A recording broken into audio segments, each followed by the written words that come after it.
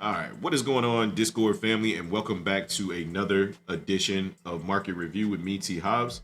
Today is February 19th, 2025, year of our Lord, and we will be reviewing price action for the Dow Jones, the S&P 500, and the NASDAQ. We'll start over on the Dow Jones because I wrote a really nice plan for that. When I say really nice, I'm being facetious because it's the same plan I've been writing all week long. Literally the same exact plan. Like I cannot make this up, right? So it's only because the market's been in a range, right? Like every day I keep saying the same thing. We're range bound. We're bearish below 233.45. We're bullish above 43.962.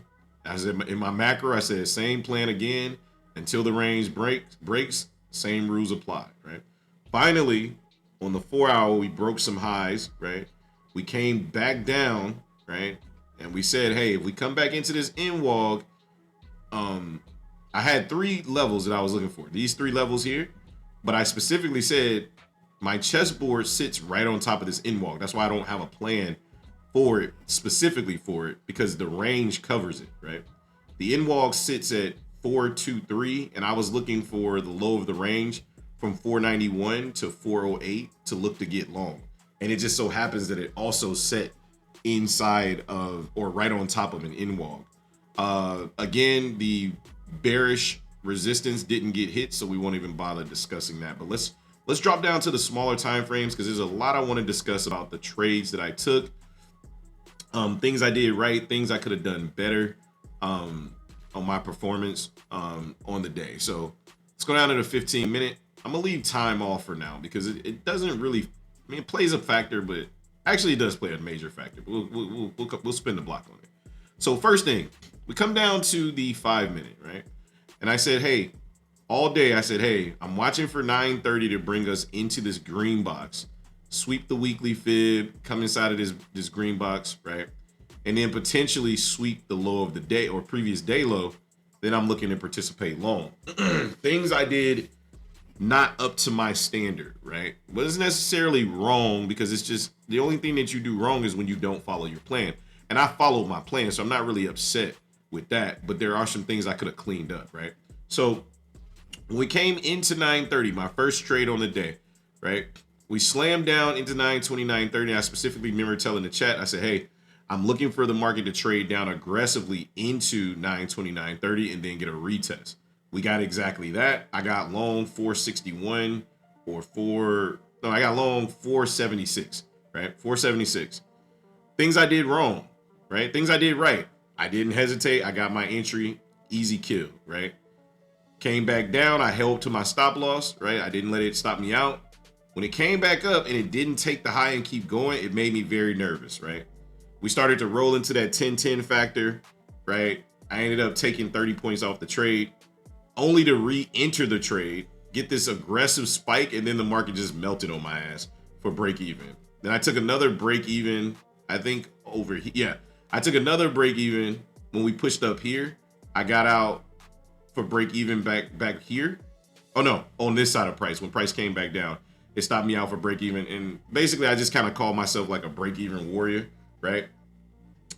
And what could I have done better for the way that I want to trade? Because I know it's different strokes for different folks, right? I'm just going to tell you what I could have done better for the way that I like to trade. First thing I didn't do, and I know nobody heard me say this because I didn't say it, right? The first thing I love to do before I put a trade on is I need to identify where the trade is invalidated, right? What that does is it's twofold. One, it tells me where my stop loss needs to be, which is very important. Because if I know where my stop loss is, then I know how much money I need to risk for this particular trade. 2, once I identify where the invalidation point is, I need to just kind of draw a line or make a mental note of where it is. Or something that I might start doing is just drawing the trade out with the long or short position tool. So I understand what the risk profile on the trade is in general. The second thing I could have done a little bit better, I like to build into my positions. Every single time I was taking a trade, I was loading into my full position, which is 2 minis, right? One thing I could have done better, instead of loading into 2 minis, I could have just loaded one here, right? Loaded another one when we dipped, maybe took one off when we took the high, understanding that that's a sweep, or I could have took everything off, understanding that this is a sweep, and we should be coming back to liquidate these lows. One thing that I want to practice doing, and something I'll probably work on this weekend, is playing this entire sequence in a manner in which I can play both sides of the coin for a scalp and leading me into the actual long that I want to trade. I'll give you an example. 929.30, I could have longed here. I could have added to the position inside of 1050. I could have gotten completely out of the position inside of 1145 macro, and then turned around and shorted, right, over here on the other side of 1210, all the way down to these lows, and then turn around and got long inside of 110, understanding that the whole thesis was just to get long. I just did all of that because I understood the sequence of price, right? Things to note: whenever you see, whenever you have a chessboard, an in-wall or fair value area, previous day low in this situation, we had weekly fib. I call all of it out. I said we had weekly fib. We had the bottom of the chessboard, which represents PM session lows. We had the new week opening gap. We had the previous day low. And then on top of that, we had one last confluence. If you look at the 5 minute, we go all the way back in time to Thursday, February the 13th. Apologize for the lag, but Thursday, February 13th. That's what this little white line here is, right? And this is just upon further review. I didn't see this in real time, but if we take the previous high and the previous low, you can see that this itty bitty gap right here and this area, this range is unmitigated. It's untapped. Whenever you have an untapped range, right, mark it on your chart and leave it there, because the market is going to come back there. I think the only reason why I didn't mark it this time is because I had the in-wall already right there. So when the market was finally ready to reverse, it traded down into 110. And this trade is where I'm most proud of, is because although I did tell the Discord that I locked myself out, I didn't tell them the whole truth, which is I locked myself out, but I only locked myself out until the PM session. So once my account unlocked, I was just sitting here and waiting for this dip, right? So when the market dipped down, as soon as we swept previous day low, I got long 44.426, and I put my stop below these lows, and I rode this thing all the way up to the top of the chessboard for 215 points. I got out for 215. It ended up going, I don't know, maybe 300 points. I'm not sure. It's still going as we're talking right now, but I'm out of the trade at this point. But ultimately, the plan worked perfectly. The chessboard, I love it so much. If you guys, need help understanding it, please come to the afternoon sessions, come to the aftermarket sessions, come to the Saturday, the Sunday, or just hit me up in the chat, right? All of this stuff is being explained, and I don't want you guys to miss out on it because it's really good information, and I really think it can help you along on your journey, right? We go over here to the S&P 500 because I know my girl, Trading Yoga Girl, she gonna get at me if I don't talk about the S&P 500, right? So let's review price action as it stands on the S&P 500. First, we looked at the daily chart and we understood that the market was very, very bullish, right? And I said it. I said, look, we're at the highs where we should be looking to short, but the market ain't shorting, right? A big reason for that, right? If you guys don't know what tomorrow is, it's OPEX day, right? It's operation expiry day, right? Or operation options expiry day, right? That means that the contract is about to roll over very soon. And in my experience, right, you need screen time and experience in this market. And I'm gonna tell you from my experience, every time the contracts roll over or the contracts expire or we roll into OPEX, the market always does this shit. Meaning, I know that there's a bunch of gaps below us and I know we shouldn't be rallying this high, but the market doesn't care because technically it's looking forward. It's a futures market, right? So if you were to go to any new contract right now, you can see them in the future through TradingView. You can see that those contracts are trading well above 61.58, right? So is it really gonna matter if they continue to buy and they dump the VIX to shit, right? It's not gonna matter to them because they're just gonna put the contract wherever they want it when they roll it over anyway, right? So the closer we get to contract rollover, I've just noticed that the market, it becomes very irrational, right? So for the average retail trader, right, you may be thinking, man, this thing ain't gonna never come down. Yes, it will. It will get back to normal as soon as the contracts roll over. But back to the S&P 500. We had previous day high at 6149, daily fib at 6138, and then previous day low at 611850. And I had a few people asking me about this, or asking Dez about this on the NASDAQ. I didn't understand it, but let me clarify it here, okay? When you trade the market based off structure. Essentially, you look for the market to put lows, new highs, and then higher lows, and then new highs, right? That's it. The previous day low doesn't matter if the market doesn't sweep previous day low. You don't need that to happen in order to get long. You don't need that to happen, right? What you should understand though is what time these lows were printed. That's what the chessboard is for. It creates PM session lows, PM session highs, and it gives us a visual of where they are. Well, our level was 6130 through roughly about 6118. The market tapped right into 6130. Trading Yoga Girl actually got long 6130. She gonna put some more size on this daggone trade, but she got long 6130, right? And rode it up into the daily fib at 6138 for 8 points.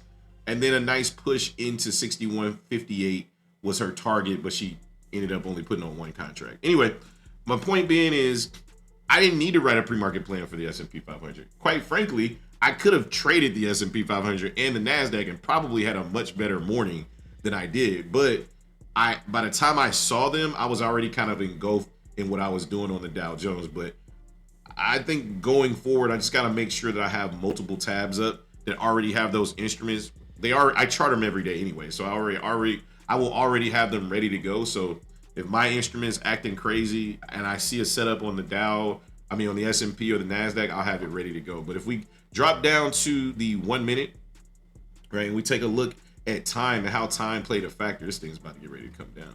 But time started to play a factor, right? If we look at 9/29/30, it was just straight chop fest on the S&P 500, but it was nice, smooth. I was gonna say nice, smooth chop. What I meant was it was a smaller range. So the one thing when I see this chop, right, the first thing I'm thinking is, are we in premium or are we in discount, right? Doesn't matter how you feel. What I mean by that is, it doesn't matter if you feel like the market's gonna go lower, right? If you feel like it's going to, drop all day, doesn't matter. Like, ignore the feeling. What you should be focused on is, are we in premium and are we in discount? And do I have a reason, right? Do I have a reason to get long or short in this area? The answer to your question is we're definitely in discount, right? Because we're below the daily fib, we're below yesterday's high, we're below New York Open, we're below true day, we're below London. You damn right we're at discount, right? So if that's the case, you're not looking for shorts. Okay, so that's a filter right there. That eliminates the short button. You can just delete the short button. We ain't looking for shorts, okay? Now we're looking for a sequence inside of price and time to give me a reason to get long or short, right? We trade down into 950, double bottom right here. That's easy money. That's an easy buy right off 6130. Boom. Trade back down into 1050, another easy buy. Boom. Right into 1150, 1210. Guys, don't nuke this, right? Watch the market review. We go through this every single day, and I know it's in hindsight. I get it, but we taking the trades real time. We're just doing a market review for those that may not understand it, so I can break it down a little bit more thoroughly, right? Moving over to the NASDAQ, right? We had the same scenario. It looks just like the S&P 500, like identical to the S&P 500. We come down to the 15-minute chart. Guess what? We had a chessboard already drawn for the NASDAQ. None of this is drawn in hindsight. If you guys ever want me to review my charts before before the day starts, just ask. I'll tell you exactly where I would get long on the NASDAQ. I'll tell you exactly where I would get short on the NASDAQ, right? I know a lot of people trade the NASDAQ. I sometimes dibble and dabble in the crazy girl named NASDAQ, right? Like sometimes I get over there with it. You know what I'm saying? But what did we get? We traded down into 10 o'clock. Shout out to Valdez. He took this trade and held it all day, right? All day long from the lows to the highs, right? Because he understood the sequence of price. He understood that we flushed these lows, but what we didn't do is we did not take out these equal lows right here. And even if we did, if we swept them and came right back up, it would have been the same trade I did, right? Some people in his Discord was saying, well, why'd you take the long? Because we didn't take the previous day low. That shit don't matter. You take the long because time, price, and structure all aligned at the same time. If we drop down into the 1 minute, you'll see exactly what I'm talking about, right? So if we come over here, we go into the 950 macro, right? One thing that me and Valdez always say, right? We didn't make this up, but it's kind of how we feel, right? Like whenever we dealing with the 950 1010 macro, this is a little nibble of the sauce, right? If the 1010 candle does not take out the previous low or the new high, you either need to get out if you're in the trade, right? Because it's about to come back against you, right? Or you need to, that's a good entry model, right? If you haven't gotten into the trade, right? I.e., if this was trading up 950 1010, you can see it on the Dow Jones if you go back and look at it. But if this was trading up and we didn't take the 1010 candle, either you take some profit or get ready for the pullback because it's coming, right? There's no question, it's coming. So, or potential reversal, right? In this case, it was a reversal. Traded down into 950 1010, traded down into 1050, another little entry right there, and then it was just hold time. That's all you have to do is be patient at that point. Go do something else, drink some tea, whatever, or scalp it all day. No big deal. However you guys want to trade, I'm not going to knock you, diss you, or say anything bad about you. I'm just going to say, hey, manage your risk, and then if you need help understanding, how I break down price, just let me know. As far as the volatility index, man, this is going to get worse, right? It's going to get worse because again, options expire tomorrow.